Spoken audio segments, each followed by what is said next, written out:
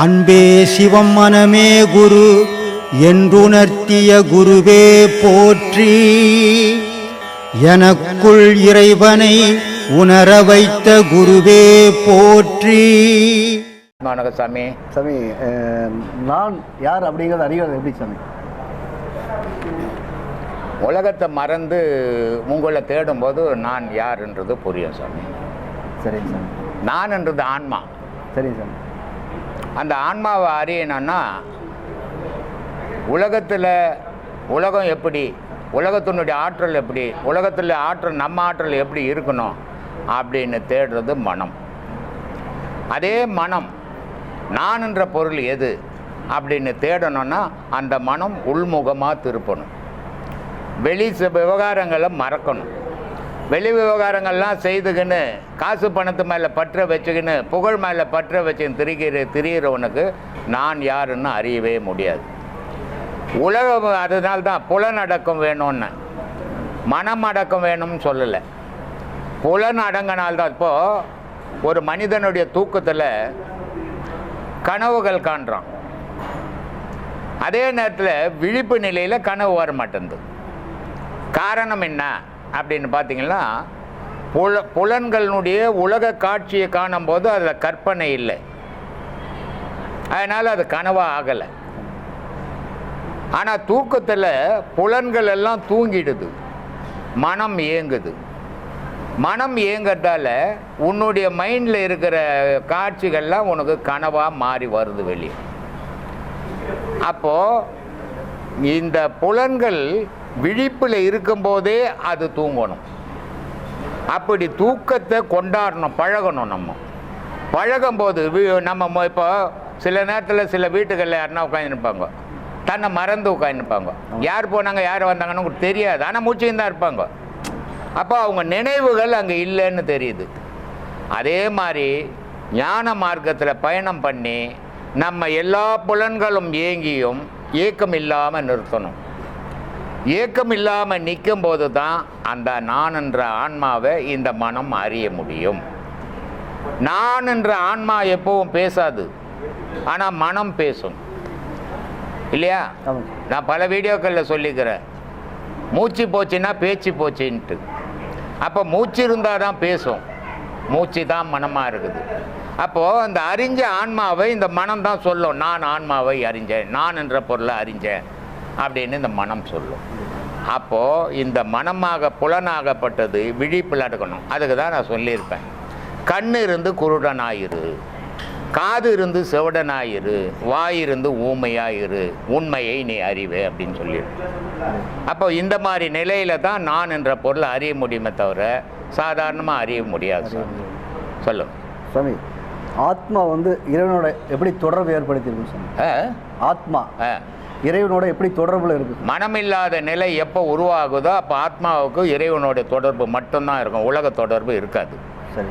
ஏன்னா மனம்ன்றது தாய் தப்பன்கிட்டேருந்து வந்தது, தான் முதல்ல வச்சிருந்த மனம். இது மூணும் சேர்ந்து தான் இங்கே உலக இயக்கம் நடத்துது. ஆனால் இது இறைவனுக்கும் இந்த மனத்துக்கும் சம்பந்தம் கிடையாது.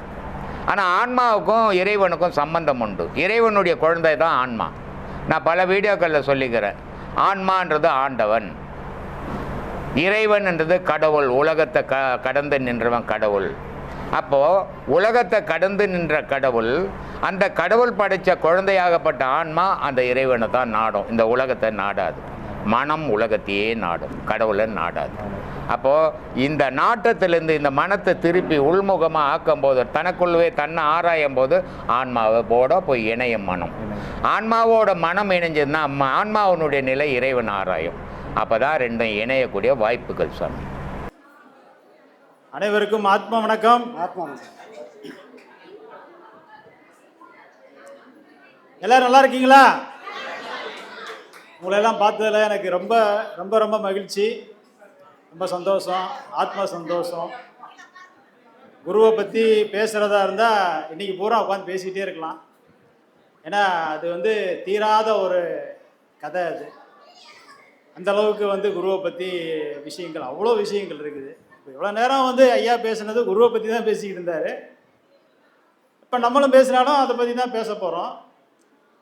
அதுக்கு முன்னால் வந்து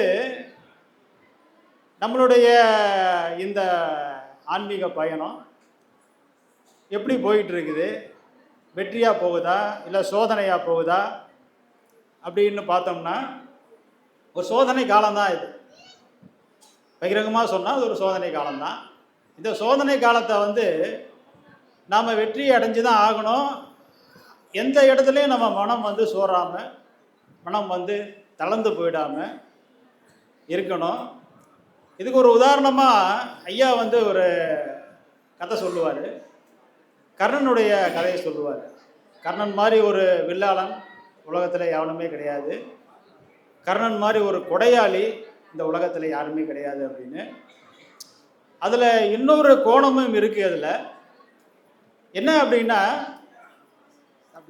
கர்ணன் வந்து அந்த கொலைக்களத்தில் வந்து மாட்டிக்கிறான். அர்ஜுனனுடைய வில்லுக்கு இரையாகி உயிர் போகிற தருணத்தில் இருக்கிறான். அப்போ வந்து ஒரு வேதியனுடைய உருவத்தில் கடவுளே வர்றான். கடவுள் எதுக்காக அந்த இடத்துக்கு வர்றான் அப்படின்னா, அவன் வந்து ஒரு பெரிய வில்லாளன் மட்டும் இல்லை, ஒரு பெரிய கொடையாளி மட்டும் இல்லை, பெரிய தர்ம சிந்தனை உடையவன் மட்டும் இல்லை. ஆனால் அதில் நிற்கிறானா, அதில் அவன் நிற்கிறானான்னு பார்க்குறதுக்கு, சோதனை பண்ணுறதுக்காக அந்த கடைசி கட்டத்தில் கூட வந்து நிற்கிறான். வேதியன் உருவத்தில் கடவுளை வந்து நிற்கிறான். நம்ம அப்படி தான் பார்க்கணும். இப்போ அந்த இடத்த நாம் கொஞ்சம் கற்பனை பண்ணிக்கணும். நாமளை வந்து கர்ணனாக பாவிக்கணும். நாம் வந்து ஒரு வேலைக்கு போகிறோம், ஒரு உடம்பு சரியில்லை, வீட்டில் படுத்துருக்கோம். அந்த நிலையில் யாராவது நம்மளை வந்து ஒரு வேலை செய்யுங்கன்னு கூப்பிட்டா நம்ம சின்னதாக கோவம் வரும். ஆனால் உடம்பு சரியில்லாமல் படுத்துருக்கேன், என்ன வந்து கூப்பிடுறியாப்பா அப்படின்னு.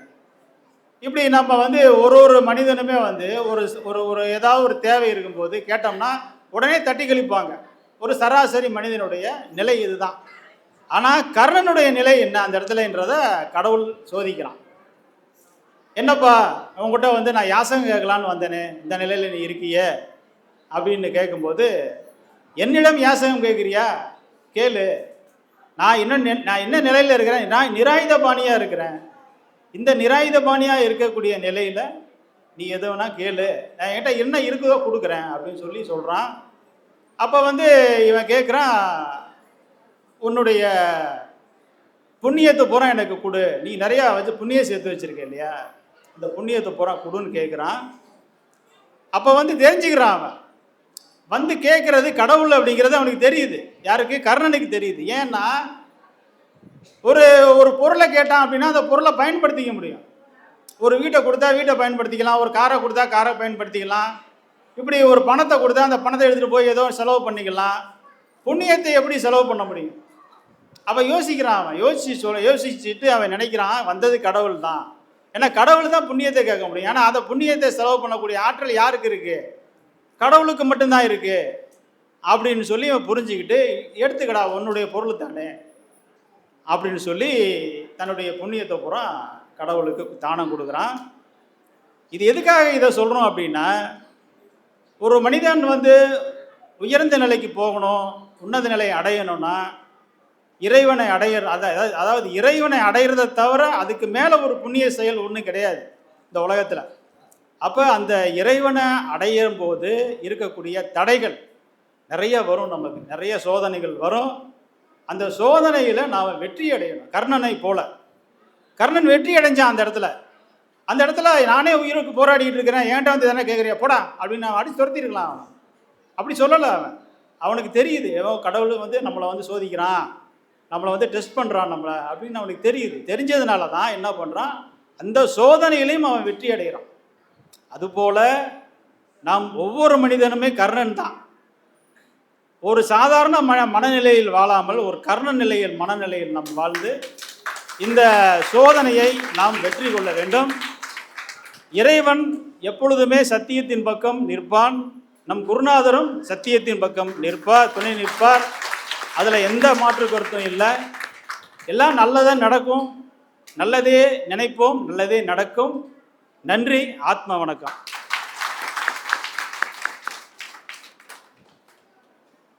சீடர்களும் சத்தியத்தை பக்கம் தாங்கிறாங்க. இல்லை, சத்தியத்துக்கு சீடர்களுக்கும் தொடர்பு உண்டு. ஏன்னா சத்தியத்தை தானே ஒரு சத்தியம் வந்து இன்னொரு சத்தியத்துக்கிட்ட தான் போதிக்க முடியும், எல்லார்ட்டையும் கூப்பிட்டு போதிக்க முடியும். அப்போ சத்தியத்தை தேடி வர்றவங்களுக்கு தான் இந்த சத்தியத்தை சொல்லி கொடுக்க முடியும். அப்போ நீங்களும் ஒரு சத்திய சொரூபமாக தான் இருக்கீங்க, எல்லாருமே சத்திய சொரூபங்கள் தான். ஆனால் அது ஒரு உண்மை விளங்க மாட்டேங்குது நமக்கு, அவ்வளோதான், வேற ஒன்றும் இல்லை. அது சின்ன ஒரு பொறி தான். அந்த பொறி நமக்குள்ளே வந்துடுச்சுன்னா அது மொத்தமும் புரிஞ்சு போயிடும். அந்த பொறியை உருவாக்குறது நம்மளுடைய குருநாதர், சத்குருநாதர். அந்த பொறியை இங்கே அவர் இருக்கிற காலத்தில் அவரோடு ஊடாடி கொண்டிருந்தவர்கள் பல பேருக்கு அந்த பொறியை ஊட்டினார். அந்த பொறி தான் இன்னைக்கு வந்து நல்லதும் செய்யுது, தவறாகவும் போயிடுது அது. அதனால் வந்து அந்த பொறியும் நல்ல பொறியாக மாறும், எல்லாமே நல்லது நடக்கும், நல்லது உருவாகும் என்ற நம்பிக்கையோடு நாம் செயல்பட வேண்டும். ஒரு சோதனை கட்டத்தை எப்போதுமே நாம் வந்து சோதனையாகவே அது இருக்காது. நல்ல ஒரு காலம், நல்ல பொற்காலம் நமக்கு வரும். நாம் எல்லோரும் ஒன்றாக ஆவோம், ஒன்றாக சேர்ந்து செயல்படுவோம். இது நம் குருநாதர் நமக்கு ஒரு சின்ன ஒரு சோதனையை தான் கொடுத்துருக்கிறாரு. இது குருநாதரால் ஏற்படுத்தப்பட்ட சோதனை தான் இது. அதனால் இந்த சோதனையை குருநாதரே ஒரு நல்ல வழிகாட்டி நமக்கு வந்து ஒரு நல்ல ஒரு நிலையை அருள்வார் என்று நான் நம்பிக்கையோடு இருக்கிறேன். இந்த நம்பிக்கை உங்களுக்கும் தொடரும் என்று இருக்கும் என்றும் நான் நம்புகிறேன்.